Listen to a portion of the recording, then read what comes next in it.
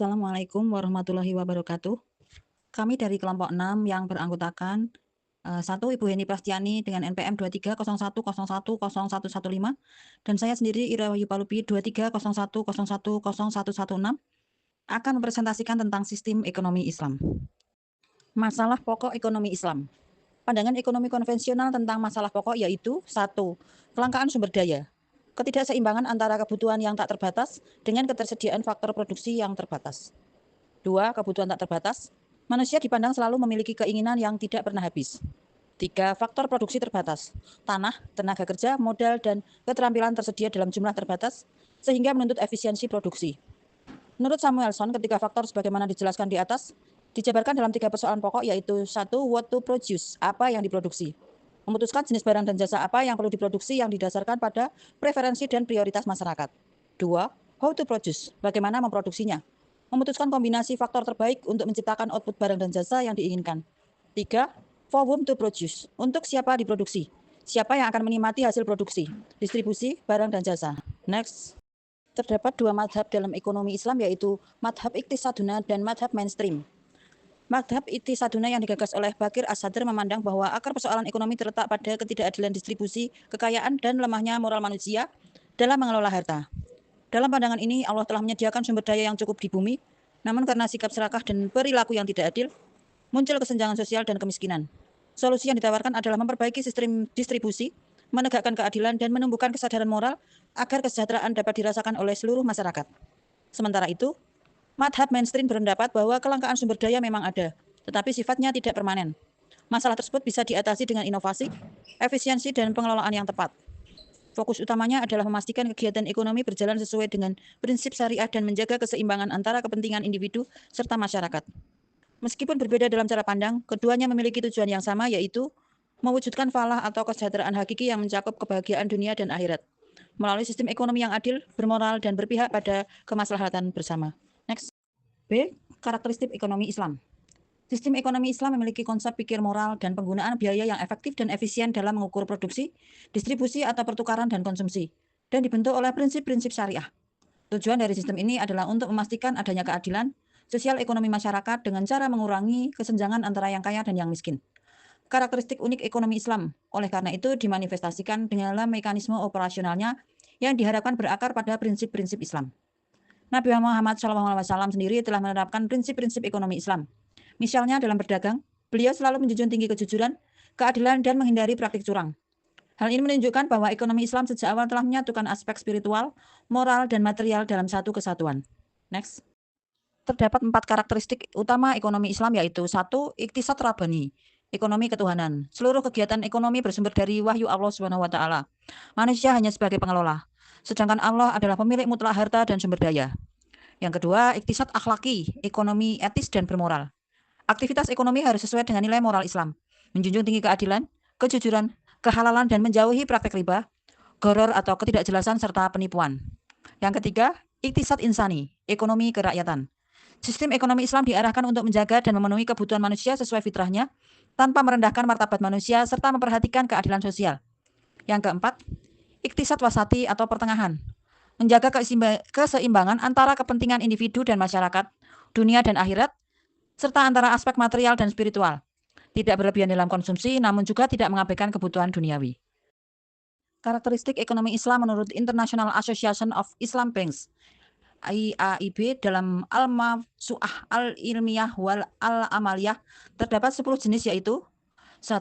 Harta kepunyaan Allah Subhanahu wa taala, manusia sebagai khalifah. Yang kedua, ekonomi terikat oleh akidah, syariah, dan akhlak. Yang ketiga, terdapat keseimbangan antara spiritualitas dan materialitas.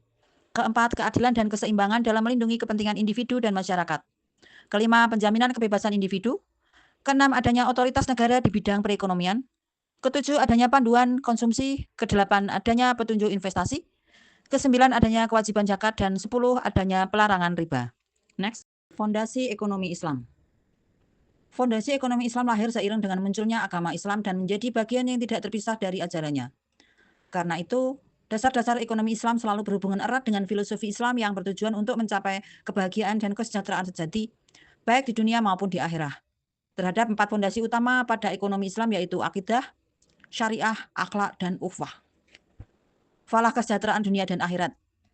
Keadilan, menghindari riba, masyir, gharar, zalim dan haram. Keseimbangan, real finansial, risk return, bisnis sosial, material spiritual, manfaat lestari. Kemaslahatan, iman, takwa, regenerasi, jiwa, harta, akal. Kemudian ukhuwah, syariah, akhlak, dan akidah. Next. Diawali dari pondasi ekonomi Islam yaitu dasar sekali yaitu akidah. 1. Akidah, membentuk integritas yang membentuk pemerintahan yang baik dan pasar disiplin yang baik. Kedua, syariah, membimbing aktivitas syariah agar sesuai dengan kaidah-kaidah syariah. Yang ketiga, akhlak, membimbing aktivitas ekonomi senantiasa mengedepankan moralitas sebagai cara mencapai tujuan. Keempat, ukhuwah, meletakkan tata hubungan bisnis dalam konteks persaudaraan universal untuk mencapai kesuksesan bersama. Tiang-tiang dari ekonomi syariah yaitu 1. Keadilan, kedua keseimbangan, ketiga kemaslahatan. Tujuan atau atap ekonomi syariah yaitu falah.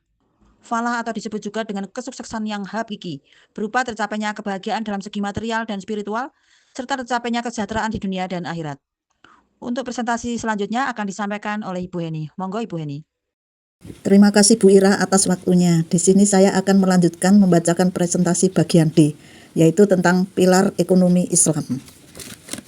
Pilar ekonomi Islam adalah penyangga utama yang menjaga agar sistem ekonomi berjalan sesuai syariah dan mengarah pada falah, yaitu kesejahteraan dunia dan akhirat. Ada 3 pilar pokok yang dibahas, yaitu 1. Keadilan atau adalah. Islam menekankan bahwa seluruh kegiatan ekonomi harus menegakkan prinsip keadilan. Keadilan berarti menempatkan segala sesuatu pada tempatnya, tidak menzalimi dan tidak mengambil hak orang lain. Dalam praktiknya, keadilan tampak pada larangan riba, gharar, penipuan, dan praktik ekonomi yang merugikan salah satu pihak. 2. Keseimbangan atau tawazun. Pilar ini menuntut adanya harmoni antara kepentingan individu dan masyarakat, antara dunia dan akhirat, serta antara aspek material dan spiritual. Islam menolak sikap ekstrim dalam konsumsi maupun produksi, sehingga tercipta keseimbangan dalam distribusi harta dan pemenuhan kebutuhan. 3. Kemaslahatan atau maslahah. Setiap aktivitas ekonomi harus memberikan manfaat dan menghindari kerusakan. Konsep maslahah berkait erat dengan maqasid syariah, yaitu menjaga agama, jiwa, akal, keturunan, dan harta. Dengan demikian, ekonomi Islam berfungsi untuk menciptakan kesejahteraan bersama, bukan hanya keuntungan individu. Selanjutnya E, yaitu tujuan ekonomi Islam. Tujuan ekonomi Islam tidak hanya berorientasi pada materi, melainkan juga memiliki dimensi ibadah. Kebajikan dalam ekonomi bukan diukur dari banyaknya kekayaan yang dimiliki, melainkan sejauh mana seseorang mampu memberikan kemaslahatan bagi sesama. Ekonomi Islam selaras dengan tujuan syariat Islam atau maqasid syariah, yaitu mewujudkan maslahat bagi manusia demi kebahagiaan dunia dan akhirat. Kemaslahatan dicapai dengan memenuhi kebutuhan manusia secara seimbang, menghindari kerusakan atau mafsadah, dan menjaga 5 aspek dasar kehidupan, yaitu agama, jiwa, akal, keturunan, dan harta. Tujuan akhirnya adalah falah, yaitu keberhasilan hakiki berupa kesejahteraan material dan spiritual, sebagaimana doa dalam Quran Surat Al-Baqarah ayat 201. Falah dapat diwujudkan melalui prinsip keadilan dan keseimbangan dalam kegiatan ekonomi. Keadilan tampak pada larangan kecurangan, eksploitasi, dan penindasan dalam transaksi. Keseimbangan terwujud antara kepentingan individu dan masyarakat, serta melalui instrumen seperti zakat yang menyalurkan surplus pendapatan dari muzaki kepada mustahid. Dengan begitu, kebutuhan dasar seluruh masyarakat dapat terpenuhi. Lanjut. Ekonomi Islam menekankan 4 bentuk kemaslahatan pokok yang harus diwujudkan, yaitu 1. Kesejahteraan ekonomi dengan berpegang pada norma moral. Ekonomi Islam menghendaki agar kegiatan ekonomi dilakukan dengan tetap menjaga moralitas, kejujuran, dan menghindari perusakan. Kekayaan yang diperoleh harus halal, dan penggunaannya tidak boleh merugikan orang lain. Allah berfirman, makan dan minumlah dari rezeki yang diberikan Allah Subhanahu wa Ta'ala, dan janganlah kamu melakukan kejahatan di bumi dengan berbuat kerusakan. Quran Surat Al-Baqarah ayat 60. Nomor 2, persaudaraan dan keadilan. Islam menekankan pentingnya persaudaraan antar manusia sebagai satu keluarga besar keturunan Adam dan Hawa. Keadilan ditegakkan tanpa memandang status sosial, ekonomi, atau golongan. Dalam ekonomi, keadilan diwujudkan melalui transaksi yang jujur, tidak merugikan, serta upah yang adil bagi pekerja. Allah berfirman, dan janganlah kebencianmu terhadap suatu kaum mendorong kamu untuk berlaku tidak adil. Quran Surat Al-Maidah ayat 8. Lanjut. Tujuan ekonomi Islam yang ketiga yaitu kesetaraan distribusi pendapatan. Islam menolak penumpukan kekayaan pada segelintir orang. Distribusi harta diatur agar setiap orang memiliki akses terhadap kebutuhan hidup yang layak. Instrumen yang digunakan antara lain zakat, warisan, serta kewajiban orang kaya membantu orang yang miskin. 4. Kebebasan individu dalam konteks kesejahteraan sosial. Islam mengakui kebebasan individu dalam mencari nafkah dan mengelola harta. Namun kebebasan tersebut dibatasi oleh kepentingan sosial agar tidak menimbulkan kerugian bagi orang lain. Dengan demikian, kepentingan bersama didahulukan di atas kepentingan pribadi. Allah berfirman, dan barang siapa berserah diri kepada Allah Subhanahu wa Ta'ala, sedangkan dia orang yang berbuat kebaikan, maka sesungguhnya dia telah berpegang pada buhul atau tali yang kokoh. Hanya kepada Allah Subhanahu wa Ta'ala kesudahan segala urusan. Quran Surat Luqman ayat 22.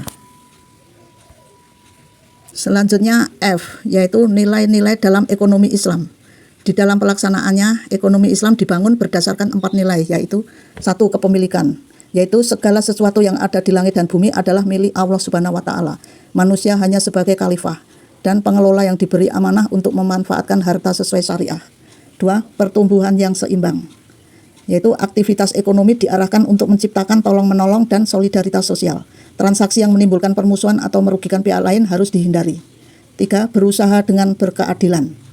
Setiap kegiatan ekonomi harus dilandasi prinsip keadilan, baik dalam produksi, distribusi, maupun konsumsi. Keadilan mencegah penindasan, kecurangan, dan eksploitasi dalam transaksi. 4. Bekerja sama dalam kebaikan. Ekonomi Islam menekankan keseimbangan antara aspek spiritual dan material, individu dan masyarakat, serta dunia dan akhirat. Pertumbuhan ekonomi harus membawa kemaslahatan. Selanjutnya G, yaitu prinsip dasar ekonomi Islam. Prinsip-prinsip dasar ekonomi Islam merupakan implikasi dari nilai filosofis ekonomi Islam yang dijadikan sebagai konstruksi sosial dari perilaku ekonomi.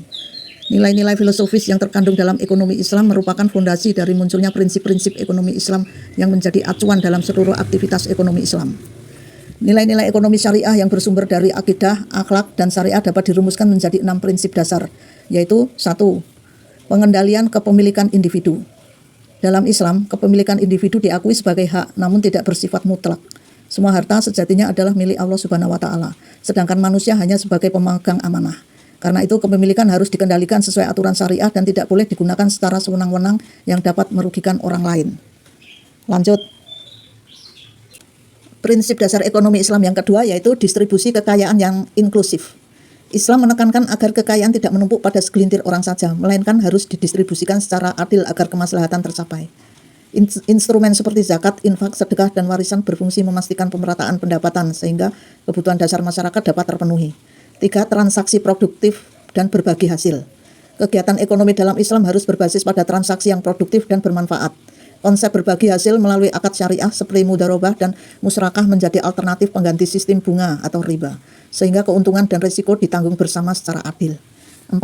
Keterkaitan keuangan dengan sektor real. Islam melarang praktek keuangan yang bersifat spekulatif atau menghasilkan keuntungan tanpa kegiatan nyata. Oleh karena itu, aktivitas keuangan harus terkait dengan sektor real seperti perdagangan, investasi produktif, dan jasa halal yang memberikan manfaat langsung bagi masyarakat.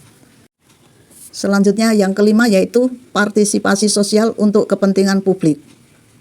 Setiap individu memiliki tanggung jawab sosial dalam kegiatan ekonomi. Islam mendorong agar umat berkontribusi bagi kesejahteraan umum melalui instrumen seperti zakat, infak, sedekah, dan wakaf. Partisipasi sosial ini menciptakan solidaritas, mengurangi kesenjangan, serta menumbuhkan kesejahteraan bersama. Seperti dalam Quran Surat Al-Hadid ayat 7, Surat An-Nur ayat 33, dan Surat Al-Baqarah ayat 267-268. 6. Kerjasama dan keadilan. Prinsip terakhir menekankan pentingnya kerjasama antar individu maupun antar kelompok dalam menjalankan aktivitas ekonomi. Kerjasama harus dilandasi dengan keadilan, sehingga tidak ada pihak yang dirugikan. Dengan menegakkan keadilan, tercipta hubungan ekonomi yang harmonis dan berorientasi pada kesejahteraan bersama. Sekian presentasi dari kelompok 6. Dan apabila dalam penyampaian saya kurang begitu jelas, mohon maaf. Dan apabila ada yang bertanya, monggo dipersilahkan. Sekian, terima kasih. Wassalamualaikum warahmatullahi wabarakatuh.